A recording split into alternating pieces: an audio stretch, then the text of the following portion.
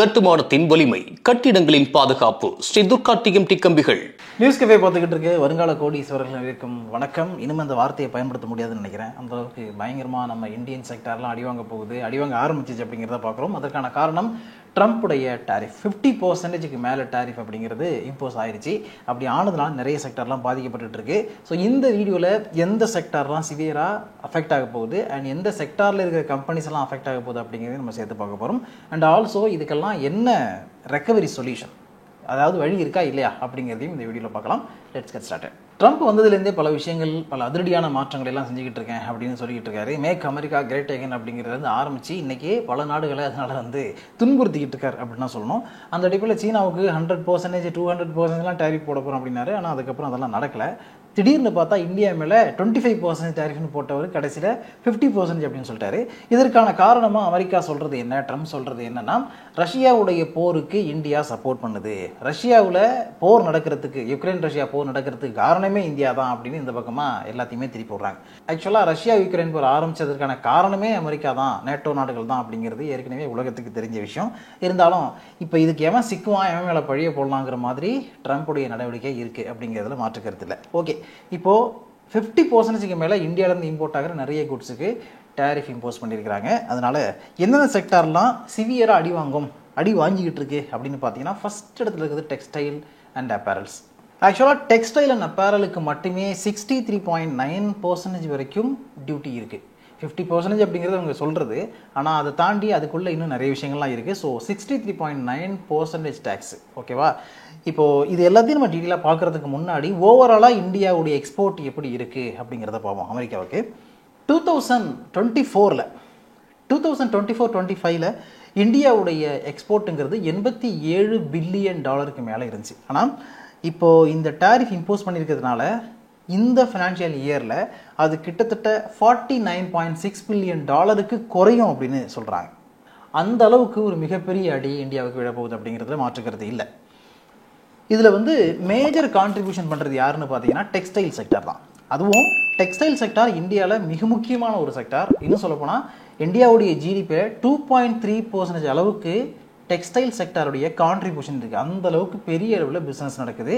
And mostly அவங்க எல்லாருமே அமெரிக்காவுக்கு எக்ஸ்போர்ட் பண்ணுறாங்க. ஸோ டெக்ஸ்டைல் எடுத்துக்கிட்டிங்கன்னா 13% இண்டஸ்ட்ரியல் ப்ரொடக்ஷன் இருக்குது, 12% எக்ஸ்போர்ட் இருக்குது. இதன் மூலமாக 45 மில்லியனுக்கும் மேற்பட்ட மக்கள் டைரெக்டாக பயன்பெறுறாங்க. அதாவது அவ்வளோ பேர் அதில் ஒர்க் பண்ணுறாங்க. இவங்க எல்லாருக்குமே இது பாதிப்பு தான். ஆக்சுவலாக இப்போ இந்த இடத்துல நமக்கு டெக்ஸ்டைலை பொறுத்த வரைக்கும் காம்படிட்டராக வருது யாரான்னு பார்த்தீங்கன்னா, சீனா, வியட்நாம் போன்ற நாடுகள் காம்படிட்டராக வர்றாங்க. ஏன் வர்றாங்கன்னா, சீனா, வியட்நாம், பங்களாதேஷுக்கெல்லாம் இந்த அளவுக்கு டேக்ஸ் கிடையாது. அதனால் என்ன ஆகுதுன்னு பார்த்தீங்கன்னா, இப்போது இந்தியாவிலேருந்து அமெரிக்காவுக்கு போகிற பிஸ்னஸ் வியட்நாமில் இருந்தும், பங்களாதேஷில் இருந்தும், சீனாவில் இருந்தும் போகுது அப்படின்னு சொல்லலாம். இதை குறிப்பாக பார்த்தீங்கன்னா, பங்களாதேஷில் இருந்தே ஒரு 5000 கோடி ரூபாய்க்கு மதிப்பான பிஸ்னஸ் போக போகுது. அதாவது இந்தியாவுக்கு வர வேண்டிய பிஸ்னஸ் பங்களாதேஷ்லேருந்து போக போகுது அப்படிங்கிற அதிர்ச்சிகரமான தகவல்கள்லாம் வெளியாகிட்டு இருக்கு.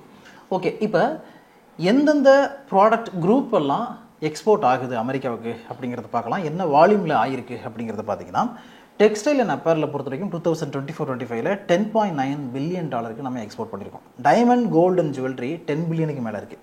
மெஷினரி அண்ட் மெக்கானிக்கல் அப்ளைன்சஸ் 6.7 பில்லியனுக்கு மேலே இருக்குது. அக்ரிகல்ச்சர், மீட், ப்ராசஸ்டு ஃபுட்ஸ் எல்லாமே 6 பில்லியனுக்கு மேலே இருக்குது. ஸ்டீல், அலுமினியம், காப்பர் 4.7 பில்லியனுக்கு மேலே இருக்குது. ஆர்கானிக் கெமிக்கல் 2.7, ஷ்ரிம்ப்ஸ் 2.4, ஹேண்டிகிராஃப்ட்ஸ் 1.6 அப்படின்னு போகுது. இப்போ இதில் சீ ஃபுட் எடுத்துக்கிட்டிங்கன்னா 58.56% டேக்ஸ், ஆர்கானிக் கெமிக்கலுக்கு 52.9% டேக்ஸ், டெக்ஸ்டைலுக்கு 59% டேக்ஸ், ஜுவல்லரிக்கு 53.2% டேரிஃப், ஸ்டீல், அலுமினியம் அண்ட் காப்பருக்கு 51.7% டேரிஃப், ஆட்டோ இண்டஸ்ட்ரிக்கு 26%, பெட்டிங், இந்த பெட் லினன்ஸ் எல்லாம் இருக்குது தெரியுமா, அதுக்கு 52.3% டேக்ஸ், ரிஃபைன்டு பெட்ரோலியம் ப்ராடக்ட்டுக்கு 3.85% டேக்ஸ். அதுவும் டெக்ஸ்டைல்னு வரும்போது நைட்டட் அப்பேரல் எடுத்துக்கிட்டிங்கன்னா அதுக்கு 63.9% அப்படின்னு எக்ஸ்ட்ராவாக டேரிஃப் போட்டிருக்காங்க. நான் நைட்டட் அப்பேரலுக்கு 60.3% டேரிஃப் இருக்க போகுது. ஆக்சுவலாக இது எப்படி அப்ளை ஆகுதுன்னு பார்த்தீங்கன்னா, MFN அப்படிங்கிற ஒரு கான்செப்ட் இருக்குது. அதாவது மோஸ்ட் ஃபேவர்டு நேஷன். அந்த மோஸ்ட் ஃபேவர்டு நேஷனுக்கு என்ன பண்ணுவாங்கன்னா, அமெரிக்கா ஒரு குறிப்பிட்ட % டேரிஃப் வச்சுக்கும். அந்த மாதிரி இந்த நெக்டட் அப்பேரலுக்கு எவ்வளோ டேரிஃப்னு பார்த்தீங்கன்னா 13.9% டேரிஃப். இப்போது 50% டேரிஃப் இம்போஸ் பண்ணதுனால அந்த 13.9% அதில் சேர்த்து 63.9% அப்படின்னு வருது. இந்தியாவுடைய சீ ஃபுட் எக்ஸ்போர்ட்ஸ் வந்து ரொம்ப பெருசு. இப்போ ஷிம்ப்ஸ் மட்டுமே நம்ம 2.4 பில்லியன் அளவுக்கு எக்ஸ்போர்ட் பண்ணியிருக்கோம் 2024-25. இப்போ இது எல்லாத்துக்குமே 58.56% டேக்ஸ் இம்போஸ் பண்ணுறதுனால இங்கே இருந்து எக்ஸ்போர்ட் ஆகிறது மிகப்பெரிய அளவில் பாதிக்கப்படும். அமெரிக்காவை பொறுத்த வரைக்கும் டாப் 3 பிளேயர்ஸ் இருக்கிறாங்க சீ ஃபுட்டை அவங்க வாங்குறதுக்கு. ஃபர்ஸ்ட் இடத்துல சீனா இருக்குது, 2வது இடத்துல சிலி இருக்குது, 3வது இடத்துல இருக்கிறது இந்தியா. அப்போ இந்த அளவுக்கு முக்கியமான ஒரு கண்ட்ரியாக இருக்கிற இந்தியாவுக்கு 58.56% அதுக்கு டேரிஃப் போட்டால் அது எப்படி இருக்கும்? அடுத்து ஜெம்ஸ் அண்ட் ஜுவல்லரி செக்மெண்ட் எடுத்துக்கிட்டிங்கன்னா 53.2% டேரிஃப் இருக்குது. ஆக்சுவலாக அமெரிக்காவுக்கு எக்ஸ்போர்ட் பண்ணுறதுல மிக முக்கியமான ஒரு நாடாக இந்தியா இருக்குது. இன்னும் சொல்லப்போனால் அமெரிக்கா வந்து வெளிநாடுகளிலிருந்து வாங்குகிற ஜெம்ஸ் அண்ட் ஜுவல்லரியில் 10 பில்லியனுக்கு மேலே $10 பில்லியன் நிகரான ஜெம்ஸ் அண்ட் ஜுவல்லரியை இந்தியா அமெரிக்காவுக்கு எக்ஸ்போர்ட் பண்ணிக்கிட்டு இருக்கு. ஸோ இந்தியாவுடைய ஜெம்ஸ் அண்ட் ஜுவல்லரி எக்ஸ்போர்ட் ரெவன்யூவில் 40% மேலே அமெரிக்காவில் தான் வருது. இப்போ இந்த 40% எந்த அளவுக்கு அடி வாங்க போகுது அப்படிங்கிறத வெயிட் பண்ணி பார்க்கணும். ஃபார்மா செக்டார், செமிகண்டக்டர் இதெல்லாம் தப்பிச்சிருச்சு. ஏன்னா அதெல்லாம் வந்து அமெரிக்காவுக்கு ரொம்ப இப்போ தேவைப்படுது அப்படிங்கிறதுனால கொஞ்சம் லேட்டாக டாரிஃப் போடலாம் அப்படின்னு ட்ரம்ப் சொல்லியிருக்காரு. அதனால் இப்போதைக்கு அதில் பிரச்சனை இல்லை. ஓகே, இப்போ எந்தெந்த கம்பெனிஸ் எல்லாம் டைரெக்டாக இதனால் அஃபெக்ட் ஆகும் அப்படிங்கிறத நம்ம பார்ப்போம். டெக்ஸ்டைல் அண்ட் அப்பேரல் எடுத்துக்கிட்டிங்கன்னா Kitex garments, கோகல்தாஸ் exports, KPR mill, இந்த கம்பெனிலாம் சிவியராக ஹிட் ஆகும். ஏன்னா 70% மேலே அவங்க வந்து அமெரிக்காவுடைய பிஸ்னஸ் நம்பி இருக்கிறாங்க. அடுத்தது டைமண்ட் ஜுவல்லரி எடுத்துக்கிட்டிங்கன்னா Rajesh export, Titan, Surat exporters மாதிரியான நிறுவனங்கள் பெரிய அளவில் அடி வாங்கும். ப்ராசஸ்டு ஃபுட்ஸ் இண்டஸ்ட்ரி எடுத்துக்கிட்டிங்கன்னா Avanti feeds, apex frozen, water base மாதிரியான நிறுவனங்கள் மிகப்பெரிய பிரச்சனையை சந்திக்கும் அப்படிங்கிறதுல டவுட் இல்லை. அடுத்தது லெதர் அண்ட் ஃபுட்வேர் இண்டஸ்ட்ரிக்குள்ளே வரும்பொழுது பேட்டா இந்தியா நிறைய அமெரிக்காவுக்கு எக்ஸ்போர்ட் பண்ணுறாங்க. கிட்டத்தட்ட 19% மேலே அமெரிக்காவுக்கு எக்ஸ்போர்ட் பண்ணிக்கிட்டு இருக்கிறாங்க. ஸோ அதனால் அதனுடைய பிஸ்னஸ் அடி வாங்கும். அடுத்தது மிர்சா இன்டர்நேஷ்னல், லிபர்ட்டி ஷூஸ், இந்த கம்பெனியும் அடி வாங்குறதுக்கு வாய்ப்பு இருக்குது. அடுத்தது அப்புறம் மெஷினரி அண்ட் எக்யூப்மெண்ட்ஸ் எடுத்துக்கிட்டோம்னா Bharat Forge company, Sundaram Fasteners, Tata Steel, இது எல்லாமே சிவியராக ஹிட் ஆகிறது நிறைய சான்சஸ் இருக்குது. கிட்டத்தட்ட 24% 28% அவங்களுக்கு அமெரிக்காவில் எக்ஸ்போஷர் இருக்குது. அடுத்தது ஸ்டீல் அண்ட் அலுமினியம் எடுத்துக்கிட்டிங்கன்னா அதுக்குள்ளேயும் டாடா ஸ்டீல் வந்துடும். And also JSW steel, Hindalco, இது எல்லாமே வந்து major export to US market. So இவங்களுக்கும் சிவியராக அடி விடும், அதில் டவுட் இல்லை. ஸ்பெஷாலிட்டி கெமிக்கல் எடுத்துக்கிட்டிங்கன்னா UPL, Tata chemical, SRF companies எல்லாமே 15% மேலே அமெரிக்காவுடைய எக்ஸ்போசர் இருக்கக்கூடிய கம்பெனிஸ் அமெரிக்கன் மார்க்கெட்டை எக்ஸ்போர்ட் பண்ணுறாங்க. அதனால் இவங்களும் பாதிக்கப்படுறதுக்கு நிறைய வாய்ப்புகள் இருக்குது. இப்போ நான் சொன்ன கம்பெனிஸ் எல்லாத்தையுமே இங்கே நோட் பண்ணி வைங்க. இந்த கம்பெனியுடைய ஸ்டாக் எந்த அளவுக்கு ஃபால் ஆகுது அப்படிங்கிறத பாருங்கள். நிறைய கம்பெனிஸ் இதில் லிஸ்டட் கம்பெனிஸ் தான் இருக்கிறாங்க. இன்னொரு நாள் இந்த கம்பெனிஸ் பற்றி நம்ம டீட்டெயிலான வீடியோ பண்ணுவோம். ஸோ இப்போதைக்கு இதில் இருந்து இந்தியா ரெக்கவர் ஆகிறதுக்கு என்ன வழி இருக்குது அப்படின்னு பார்த்தா, ஆக்சுவலாக வந்து அமெரிக்கன் மார்க்கெட்டு மாதிரி ஒரு பெரிய மார்க்கெட்டை இந்தியா உடனடியாக பிடிக்கிறது ரொம்ப கஷ்டம். ஓகேவா? அதுக்கு குறைஞ்சபட்சம் 6 மாதத்துலேருந்து அதிகபட்சமாக 1.5 வருஷம் கூட ஆகலாம் அப்படின்னு எக்ஸ்பர்ட்ஸ் எல்லாம் ஒப்பீனியன் கொடுக்குறாங்க. அப்போ இமிடியட்டாக ஒரு போர்க்கால நடவடிக்கை மாதிரி இந்தியா செய்ய வேண்டியது என்ன அப்படின்னு பார்த்தீங்கன்னா, இந்தியன் கவர்மெண்ட் அவங்களே முன்னுக்கு வந்து சில விஷயங்களை பண்ணணும். அதாவது சில சலுகைகளை கொடுக்கணும். ஒரு கண்ட்ரிக்கு எக்ஸ்போர்ட் பண்ணும்பொழுது அந்த கண்ட்ரிக்கு எக்ஸ்போர்ட் பண்ணுறதுக்காக இவங்க போடுற டியூட்டி, அதன் மூலமாக இவங்களுக்கு வரக்கூடிய அந்த கமிஷன்ஸ், இந்த மாதிரியான விஷயங்கள்லாம் இருக்குல்ல, இதை எல்லாத்தையும் கட் பண்ணி, இல்லை இந்த நிறுவனங்கள் வந்து பெரிய அளவில் லோன் எடுத்திருக்காங்க அப்படின்னா அந்த லோனில் ஏதாவது கன்செஷன் கொடுக்க முடியுமா, இல்லைனா அது சம்மந்தப்பட்ட நடவடிக்கைகள் எடுக்க முடியுமா அப்படிங்கிறத வந்து கவர்மெண்ட் பார்த்தாங்கன்னா இந்த பிஸ்னஸ் வந்து ஓரளவுக்கு அவங்களுக்கு அடி வாங்காமல் இருக்கும். அதாவது அடுத்த மார்க்கெட்டை பிடிக்கிற வரைக்கும் அவங்களால தாக்கு பிடிக்க முடியும்.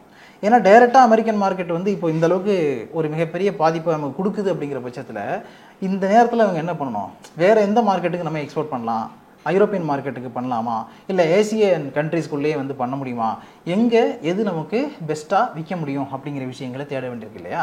ஸோ அதுக்கு அந்த கேப்புக்கு இடையில வந்து ஸோ அந்த விஷயத்தை இவங்க அச்சீவ் பண்ணுறதுக்கு உள்ள இந்தியன் கவர்மெண்ட் சப்போர்ட் பண்ணால் மட்டும்தான் இந்த நிறுவனங்களாலையும் இந்த இண்டஸ்ட்ரியாலையும் வந்து பெர்ஃபார்ம் பண்ண முடியும். இல்லைன்னா அது ரொம்ப கஷ்டம். இது வந்து ஜஸ்ட் ஒரு பிஸ்னஸ் அடி வாங்குது அப்படிங்கிறதுலாம் கிடையாது. ஏன்னா இன்னைக்கு இந்த எக்ஸ்போர்ட் எல்லாமே இந்தியாவுக்கு எந்த அளவுக்கு ஒரு மிகப்பெரிய முதுகெலும்பாக ஒரு சப்போர்ட்டை கொடுத்துக்கிட்டு இருக்கு, இந்தியன் ஜிடிபியில் கான்ட்ரிபியூஷன் கொடுத்துக்கிட்டு இருக்கு அப்படிங்கிற ரொம்ப முக்கியம். அப்போ இதனால நிறைய பாதிப்புகள் ஏற்படும். அதாவது அந்த எக்ஸ்போர்ட் பாதிக்கப்படுது, அதனால பிஸ்னஸ் போகுது அப்படிங்கிறத தாண்டி அவங்களால சம்பளம் கொடுக்க முடியாது. சம்பளம் கொடுக்கல அப்படின்னா இதை நம்பி இருக்கக்கூடிய தொழிலாளர்கள் எல்லாமே பாதிக்கப்படுவாங்க. ஸோ என்டையர் சிஸ்டமே இதனால கொலாப்ஸ் ஆகிறதுக்கான வாய்ப்புகள் நிறைய இருக்குது. உண்மையாகவே வந்து ஒரு மிகப்பெரிய நெகட்டிவான விஷயம் தான் இது இந்தியாவுக்கு. ஸோ இது எப்படி இந்தியன் கவர்மெண்ட் மேனேஜ் பண்ண போகிறாங்க, எப்படி சப்போர்ட் பண்ண போகிறாங்க இந்த இண்டஸ்ட்ரீஸ் அப்படிங்கிறத வந்து நம்ம வெயிட் பண்ணி தான் பார்க்கணும். ஏன்னா ட்ரம்ப்பை பொறுத்த வரைக்கும் அவர் வந்து இன்றைக்கி ஒரு முடிவு எடுப்பார், நாளைக்கு ஒரு முடிவு எடுப்பார், டக்குன்னு ஒரு குறைச்சா நல்லாயிருக்கும் அப்படின்னு நம்ம பேசலாம். ஆனால் அது எப்போ சாத்தியமாகும் அப்படிங்கிறது எக்ஸாக்டாக சொல்ல முடியாது. அண்ட் இன்னொரு விஷயம் என்னென்னா, இந்தியா வந்து கொஞ்சம் இசைந்து கொடுக்காமல் இறங்கி வராமல் ட்ரம்ப் இந்த முடிவை மாற்றிக்கிறதுன வாய்ப்பே இல்லை அப்படின்னு தான் அங்கேருந்து இருக்கக்கூடிய முக்கியமான புள்ளிகள்லாம் சொல்லிட்டு இருக்காங்க. அதனால் அந்தால நம்பி எதுவும் வேலைக்கு ஆகுமான்னு பார்த்தா வாய்ப்பே கிடையாது. ஸோ இந்தியன் கவர்மெண்ட் இவங்க இறங்கி நம்ம கம்பெனிஸை பாதிக்கும், நம்ம கண்ட்ரீஸில் இருக்கக்கூடிய இண்டஸ்ட்ரீஸை பாதுகாத்தே ஆகணும், அதில் இருக்கக்கூடிய ஒர்க்கர்ஸை பாதுகாத்தே ஆகணும் அப்படின்னு கவர்மெண்ட் முடிவெடுத்தால் மட்டும்தான் அடுத்த ஸ்டெப்புக்கு போக முடியும், அடுத்த சொல்யூஷன் இதுக்காக நம்ம தேட முடியும். ஓகே, இதோட வீடியோ என்ன படிப்போம். இதில் சொன்ன விஷயங்கள் எல்லாமே உங்களுக்கு எஜுகேஷனல் பர்பஸுக்காகவும் இன்ஃபர்மேட்டிவ் பர்பஸுக்கு மட்டும் தான், சஜஷனோ அட்வைஸோ கொடுத்தா இல்லை. அதனால் மென்ஷன் பண்ணியிருக்க ஸ்டாக்ஸை நீங்கள் வாங்கணும்னு நினச்சிங்கனாலோ விற்கணும்னு நினச்சிங்கனாலோ உங்களுக்கு நல்லா தெரிஞ்ச ஒரு செபி ரிஜிஸ்டர்ட் அட்வைசரை கேட்டுக்கிட்டு நீங்கள் டிசைட் பண்ணுங்கள். இதே மாதிரி அடுத்த ஒரு நல்ல வீடியோவில் மீட் பண்ணுவோம். அது வரைக்கும் உங்களை நீங்கள் பத்திரமா பார்த்துங்க. Thank you so much. இந்த வீடியோ உங்களுக்கு பிடிச்சிருந்தா லைக் பண்ணுங்க, ஷேர் பண்ணுங்க, கமெண்ட் பண்ணுங்க. மறக்காம பெல் பட்டனை கிளிக் பண்ணிட்டு சப்ஸ்கிரைப் பண்ணிடுங்க.